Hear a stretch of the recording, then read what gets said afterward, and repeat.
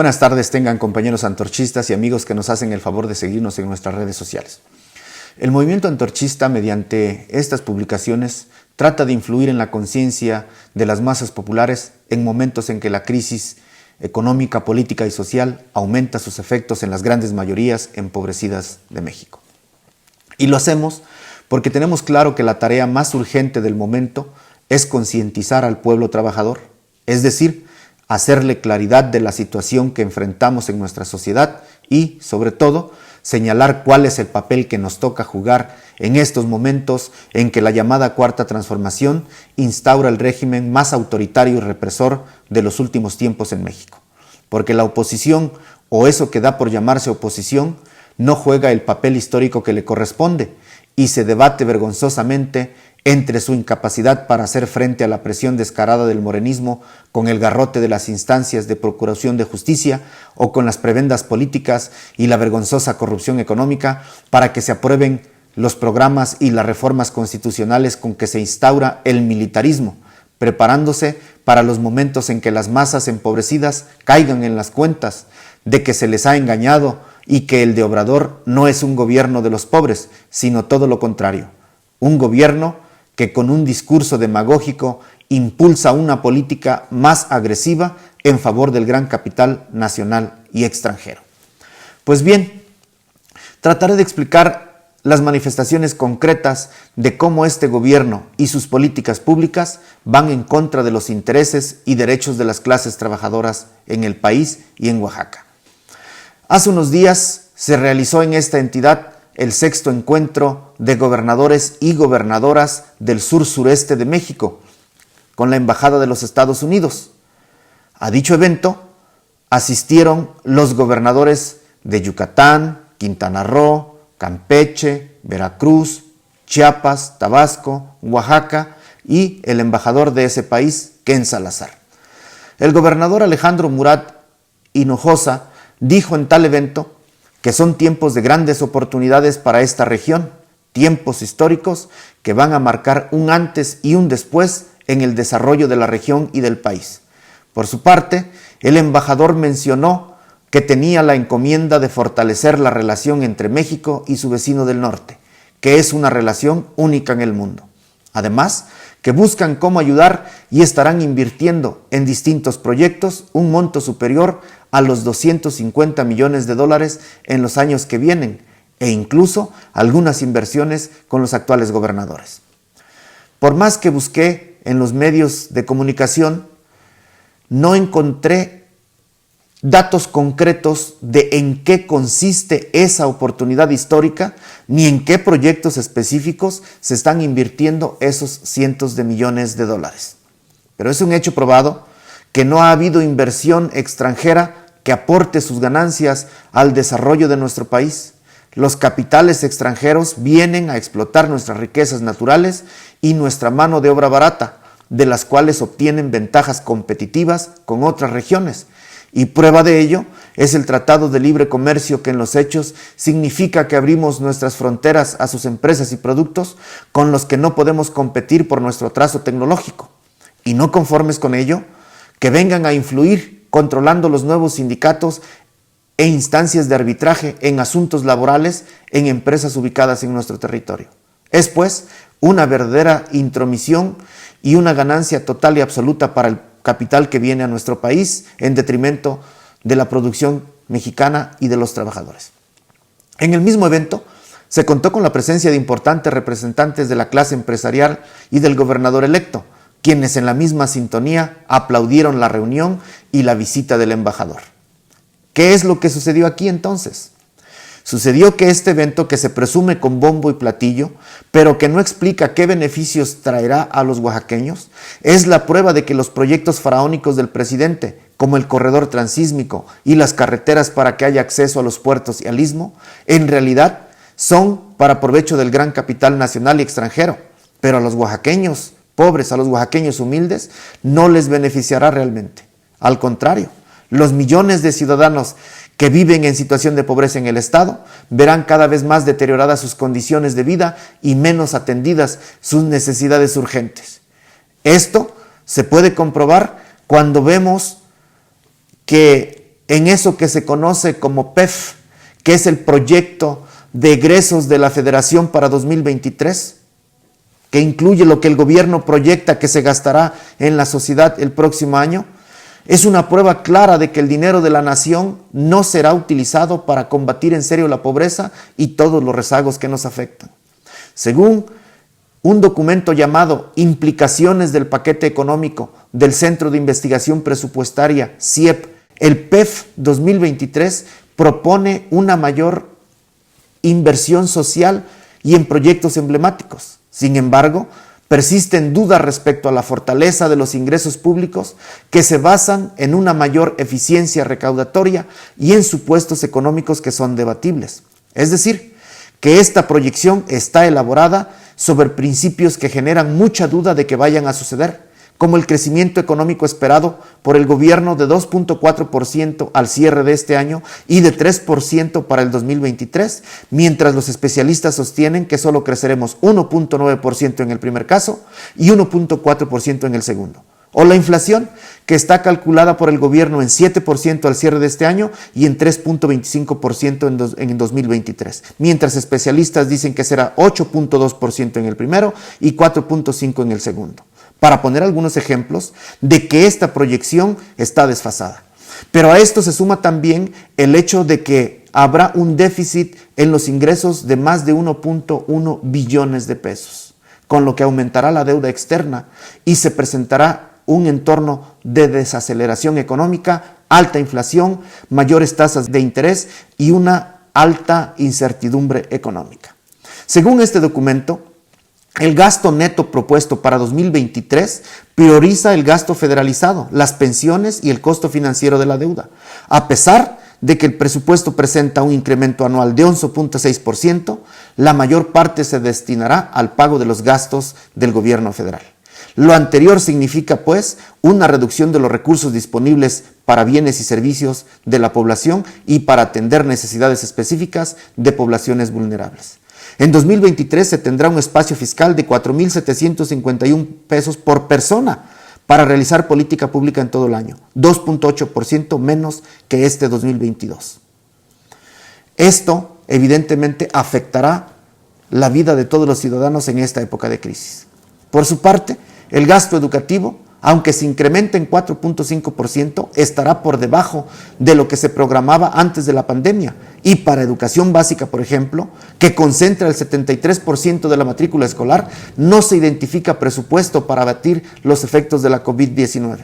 Además, cae 2.1% el gasto per cápita en salud para la población sin seguridad social, el cual pasaría de 3.733 pesos en 2022 a 3.694 por persona en 2023. El IMSS Bienestar registrará una caída de 16.9% y se proyecta hacer el traslado del remanente del Fonsavi para atender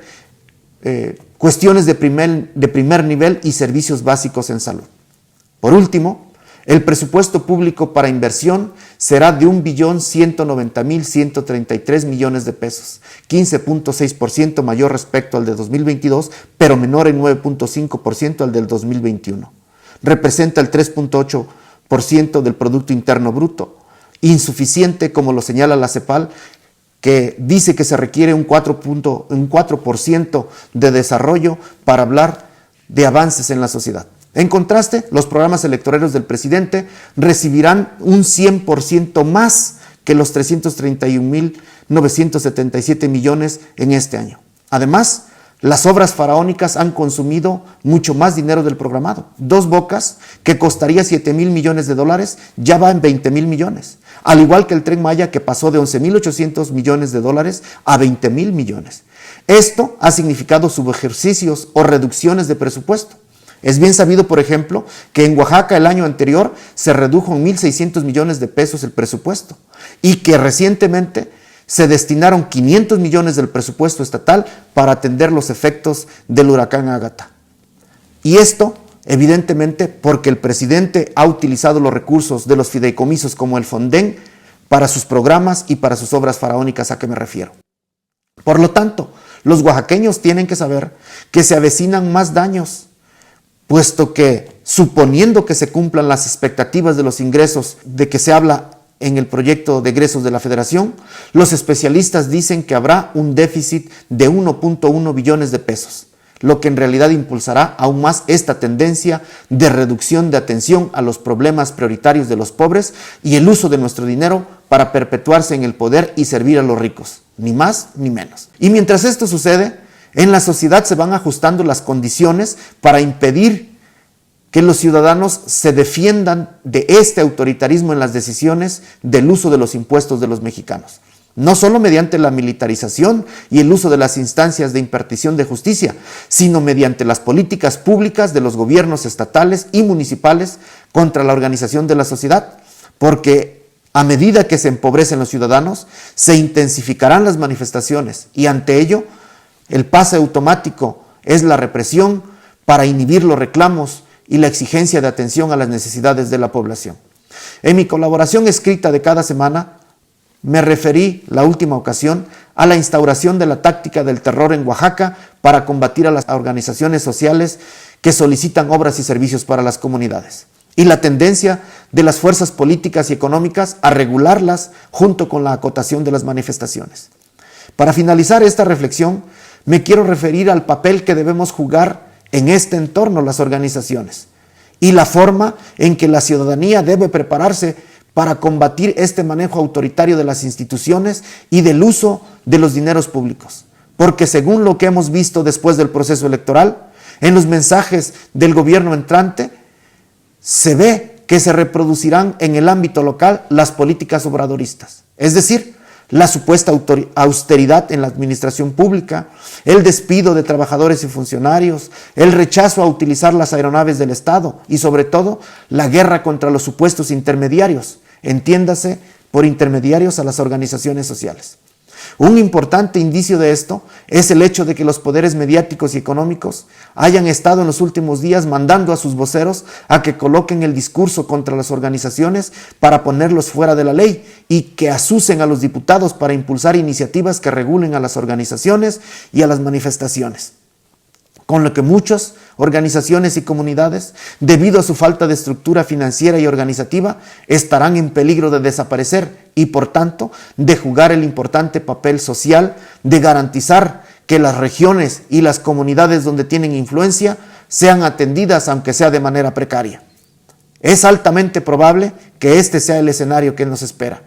Pero si así fuera, habría que decir que el hecho de que algunas organizaciones hayan desarrollado ese radicalismo en sus formas de lucha no quiere decir que sus demandas no sean genuinas en mayor o menor grado, ni que no hayan jugado un papel importante en la atención a zonas en que los gobiernos no se dan abasto o no han tenido interés de atender por su escasa importancia política y económica. Esto es importante que se razone, compañeros y amigos, porque dada la orografía, la dispersión y la complejidad que brota de la diferencia étnica en cada región, además del complicado sistema de usos y costumbres que ha pervivido desde hace siglos, es muy difícil, muy compleja la vida política de cientos de municipios. Y es en este entorno en el que se enmarca la existencia de numerosas organizaciones en Oaxaca, con una dinámica agitada y compleja que no podrá resolverse con leyes o con la política del terror para contenerlas. Se intentará callarlas con estas estrategias, pero esto puede llevar a Oaxaca a una convulsión social peligrosa para todos los ciudadanos. Termino. Ante esta situación, es importante que retome un impulso la organización comunitaria, democratizando sus asambleas y mecanismos de autogobierno para impedir que se les siga mediatizando y controlando con la división interna que generan los conflictos intercomunitarios, auspiciados en muchas ocasiones por funcionarios. Y que se busque en la experiencia y en las organizaciones que han logrado derrotar o combatir exitosamente esa campaña de contención y manejo de las comunidades. En ese sentido, es importante mencionar que el movimiento antorchista ha hecho un esfuerzo importante por respaldar a sindicatos de salud, trabajadores del sector del reciclaje, asociaciones civiles, entre otros sectores, para formar una fuerza capaz de dirigir una lucha sistemática y dentro del marco legal que garantice la atención a las necesidades de los más desprotegidos de la sociedad en nuestra entidad. Por lo que refiere a mis compañeros antorchistas, saben que hemos estado discutiendo la forma en que combatiremos de presentarse este escenario, la negativa de atención a sus necesidades y derechos elementales, que no es otro que el uso de la estructura organizativa que hemos forjado por 48 años, que consiste en que cada comunidad tenga su comité directivo con experiencia y capacidad de dirección, pero sobre todo con capacidad de movilización, para que si se intentara negar el derecho a la dirigencia de hacer peticiones a su nombre, puedan ustedes asistir comunidad por comunidad de manera permanente en cada uno de todos los grupos antorchistas, en las más de 900 comunidades en que tenemos presencia. Porque nosotros no debemos aceptar que con el inconstitucional pretexto de llamarnos intermediarios a los líderes, se les nieguen a ustedes, compañeros antorchistas, y a muchos oaxaqueños, las soluciones a necesidades elementales. Preparémonos pues, compañeros, a demostrar por qué somos la organización de los pobres de México y por qué los más de 65,000 antorchistas no son solo nombres en una lista, sino mexicanos dispuestos a hacer efectivos sus derechos con la movilización social. Porque los pueblos solo hacen la política que los funcionarios con su atención o con su contención y negativa de solución provocan. Que pasen todos ustedes muy buenas tardes.